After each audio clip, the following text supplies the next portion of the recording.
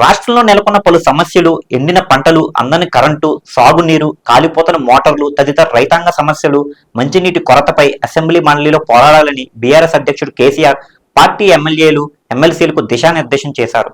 మంగళవారం తెలంగాణ భవన్లో కేసీఆర్ అధ్యక్షతన బీఆర్ఎస్ఎల్పీ సమావేశం జరిగింది. ఈ సమావేశంలో కేసీఆర్ మాట్లాడుతూ పార్టీ ఎమ్మెల్యేలు, ఎమ్మెల్సీలు అరగంట ముందే సమావేశాలకు హాజరు కావాలని సూచించారు. తెలంగాణ ప్రజా సమస్యలపై రాజీ లేని పోరాటం చేయాలన్నారు. ఇక వివరాల్లోకి వెళ్తే అవినీతి, ప్రజా వ్యతిరేక కార్యక్రమాలపై ప్రభుత్వాన్ని చీల్చి చెండాడాలన్నారు బీఆర్ఎస్ అధినేత కేసీఆర్. బీఆర్ఎస్ మీద ప్రభుత్వం చేస్తున్న తప్పుడు నిందలను తిప్పికొట్టాలని కేసీఆర్ పిలుపునిచ్చారు. బీసీ రిజర్వేషన్లను, ఎస్సీ రిజర్వేషన్లను బిల్లుకు మద్దతుగా గొంతు వినిపించాలన్నారు. రాష్ట్రంలో గురుకులాలు నిర్వీర్యం అవుతున్న తీరుపై మాట్లాడాలన్నారు. ప్రభుత్వ ఉద్యోగులు రిటైర్మెంట్ బెనిఫిట్స్, డిఏలు పెండింగ్, పీఆర్సీ అమలుపై అసెంబ్లీ మండలి వేదికగా ప్రభుత్వాన్ని నిలదీయాలన్నారు. మహిళలకు ఇచ్చిన వాగ్దానాలు నెరవేర్చాలని కోట్లాడాలన్నారు. 6 గ్యారెంటీల అమలులో ప్రభుత్వం అనుసరిస్తున్న మోసపూరిత వైఖరిని కూడా నిలదీయాలన్నారు.